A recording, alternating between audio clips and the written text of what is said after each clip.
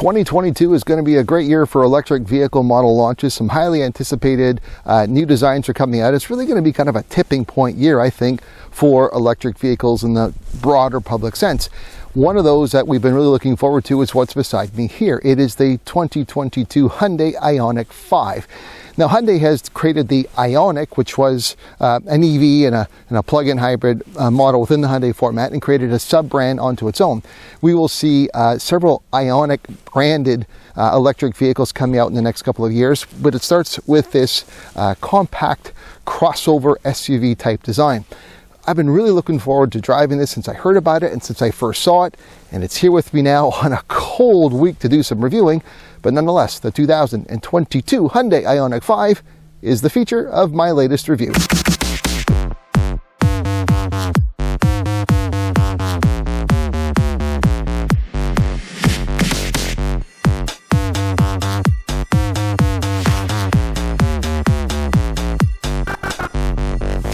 The Ioniq 5 comes in two battery pack sizes. There is a 58 kilowatt hour and a 77.4 kilowatt hour battery pack in the top combination, which would be the larger battery pack, and in dual motor all-wheel drive, which is what I have in this tester. There is an equivalent 320 horsepower available and 446 pound-feet of torque. It is quick and it's highly responsive. Hyundai says you will get from 0 to 100 kilometers an hour, which is 62 miles per hour, in under 5 seconds. And I believe it to be true because the few times I've had to accelerate quickly in sport mode, because you have different driving modes here, eco, normal, and sport, it was very responsive and quite likely 4 and change or so to get to 100 kilometers. The estimated driving range for the Ioniq 5 will vary depending on battery size and drive configuration. For the standard 58 kilowatt hour battery, which is only available in single motor configuration, estimated range is set at 354 kilometers or 220 miles. The larger 77.4 kilowatt extended range battery will offer an estimated maximum of 480 kilometers or 303 miles using a single motor. In dual motor all-wheel drive, one can expect a range of approximately 435 kilometers or 256 miles. That range is reduced even further for those who opt to include the ultimate package, such as how my tester is equipped, which includes additional tech and features. Estimated range in this case is further reduced to 400 kilometers or just under 250 miles. A contributing factor to this better-than-average driving range when compared to other current generation EVs on the road today is the fact that the Ioniq 5 is relatively efficient. Depending on battery size and drive configuration, the Ioniq 5 has a combined efficiency rating that ranges between 18.6 and 21.3 kilowatt hours per 100 kilometers. In the US, the ratings range between 30 and 34 kilowatt hours per 100 miles. This puts the Ioniq 5 in the top third of current generation EVs in terms of its energy efficiency. The Ioniq 5 is capable of up to 800 volts or 250 kilowatts of ultra-fast charging, which is said to be able to bring the larger 77.4 kilowatt hour battery from 10 to 80% charge in just 18 minutes. But 800-volt chargers are still far and few in between right now, so most Ioniq 5 drivers will be looking for 400-volt chargers with 125 kilowatts of power. At this output, going from 10 to 80% will take 25 minutes. If installing a 240-volt level 2 charger, one would need just over 6.5 hours to go from 10% to full. The Ioniq 5 also provides an innovative vehicle-to-load function, which essentially turns the vehicle into a charger on wheels. The function will allow you to freely use or charge any electric devices, such as electric bicycles, scooters, or camping equipment. It can even be used to charge a stranded EV, providing an all-new take on giving someone a boost. The function is enabled using an available accessory adapter and goes into the outside charging port. In addition to outside power outlet, there is a second outlet underneath the back row seat for charging laptops, phones, and other devices on the preferred all-wheel drive with the ultimate package. I can see this being very popular for camping trips or tailgate parties, and even for a short-term power outage. the exterior design of this Ioniq 5 really is distinctive. And, you know, I think when EVs first came out, the Leafs, the i-MiEVs, even as far back as the Prius when it was hybrid, it was very unique looking. It was almost like you're trying to say, hey, look at me driving something different.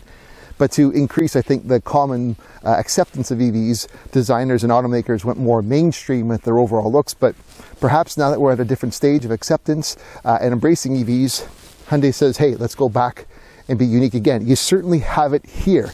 Now, this Ioniq 5 is built on Hyundai's new eGMP platform. It is dedicated, and you'll see a lot of the other Ioniq variants coming out based on the same platform.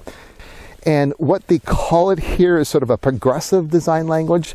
There's the progressive pixelated light forms is very, very Minecraft, you could say, very sort of Discs of Tron, 80s retro, but you see it in the LED headlights on this very sort of modern V-shaped front grille. You even see it on the back tail design. The charge port in this case is on the rear passenger side.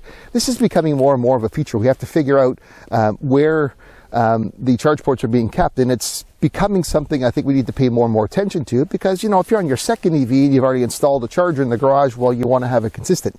It's in this case, it's over here, and it just folds, it pops open, and you even see the pixelated kind of design language in here. It's this whole sort of Minecraft or Star Wars, whatever you want to call it, retro look to it. And there's a very aerodynamic flow to the door handles. In fact, they're receded in for optimal effect. If you want to get in, you just have to, the handles actually pop out for a grab, and they recede back in again. On the angle, though, it's kind of tricky, so you have to be careful. I once had my shoulder bag, and I got caught not realizing these handles are the way they are, so you have to be careful. Now, another advantage of this new platform is the way they've been able to proportion it. You'll notice it now when you're looking at these efficient 20-inch wheels that it's quite wide and long. In fact, the overall length of this Ioniq 5 is 14 inches shorter than their 7-8 passenger Palisade, but the wheelbase is 4 inches longer. The end result is there's a lot of interior space, which I'll talk about later, but it really maximizes the ability of an all-new dedicated platform, such as what we see here with the way you proportion and build your vehicle overall. The Ioniq 5 comes in 6 different colors.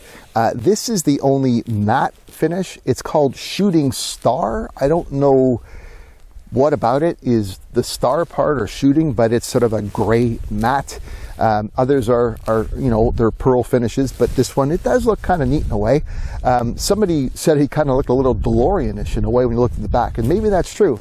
But speaking of the back, there is one exterior feature that I have to point out, and unfortunately it's not for a good reason, but it has to be noted.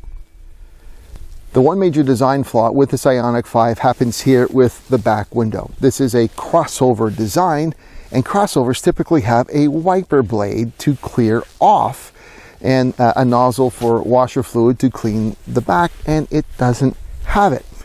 Why? Well, I guess the design engineers, there is 2 sort of air intakes from the bottom. They felt the airflow would keep the rain away, but the thing is it doesn't. And not only does it not keep the rain away, but in winter time, look, if you have melting snow like you see in cities, it often kicks up on the back of the glass. It gets dirty. There's nothing to clean it with. I'm really surprised that the design team, the engineers, didn't do enough road testing to figure this would be a problem, but it really is. I heard my colleagues talking about it who've driven this earlier, and I thought, how bad can it be? But during this week, it has been a problem. So, to Hyundai's credit, they have acknowledged this. European models of this Ioniq 5, beginning this spring, will have an optional digital center mirror available, sort of replacing or substituting for the rear view mirror. And that's fine.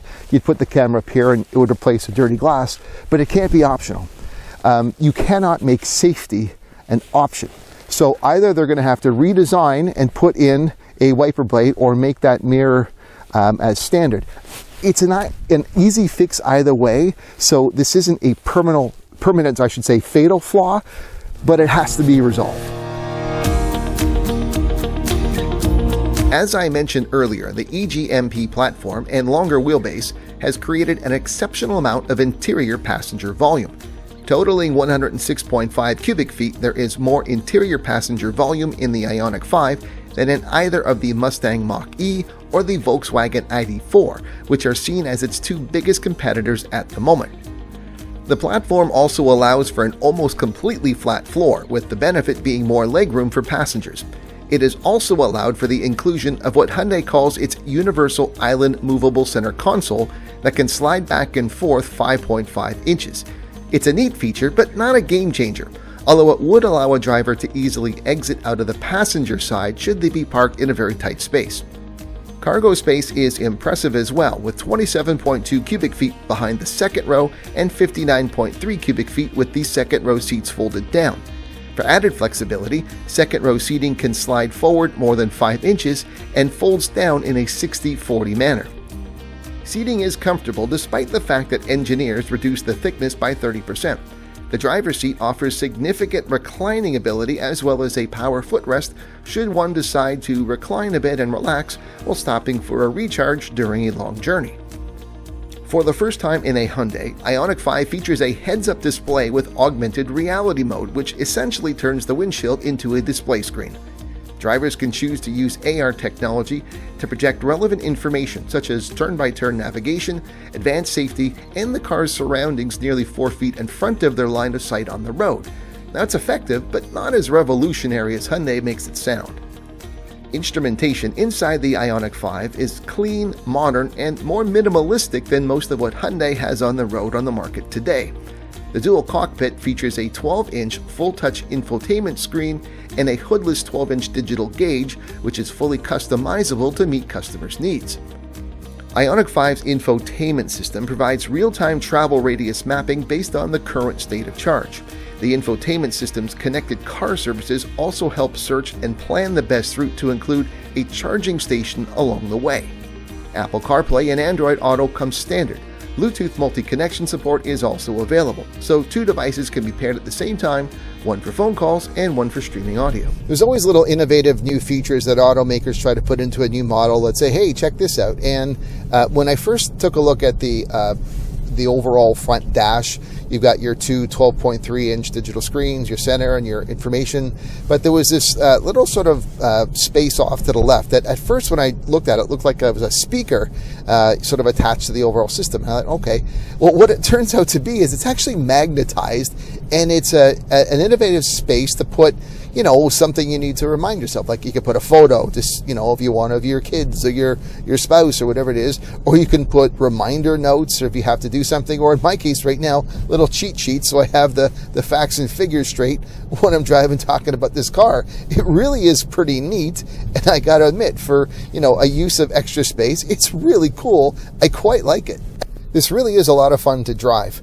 Overall, the handling, the electronic steering is responsive.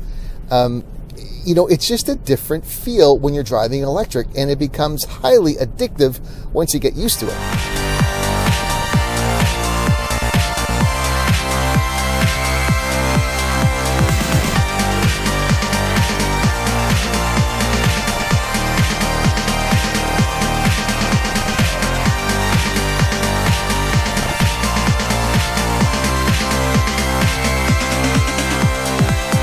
As soon as I found out about this Ioniq 5, I was really excited to get my turn to review it, to drive it, and to see what my thoughts are. And overall, I really do like this vehicle.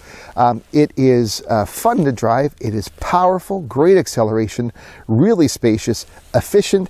And you know, the exterior design language is just new and distinctive enough that I like it. I mean, I may not be totally into the Minecraft scene, but I don't know, this looks really kind of cool. I really think this is going to be one of the leading EVs in its class. It's got great potential, but I just can't recommend it yet as a great vehicle to buy, and it's because of that glass. I know Hyundai realizes they have a problem, and I know they are going to deal with the rear glass lack of a wiper issue. I trust they'll do it soon. I just can't say, because this is a safety issue, just overlook it. Now, if you're interested and you can get into one for a test drive, go ahead. You'll love it. I think you'll really be interested. You just might want to wait and putting on your deposit once this is fixed, which again, I hope to see soon. But overall, a really fun car. I'm glad I had the chance to drive it, review it, and I hope you were glad I had a chance and you enjoyed watching this video overall. If you are not subscribed to my channel, please consider doing so. And if you are, don't forget to have your notifications on so that you're aware of every time I upload something new. But for now, that's all we have. That's my look at the 2022 Ioniq 5 from Hyundai. I'm Eric Novak. Thanks for watching. There's plenty of ways for you to keep connected with me, so check out some of my social media links, suggested videos, and I'd really love it if you subscribe to my YouTube channel.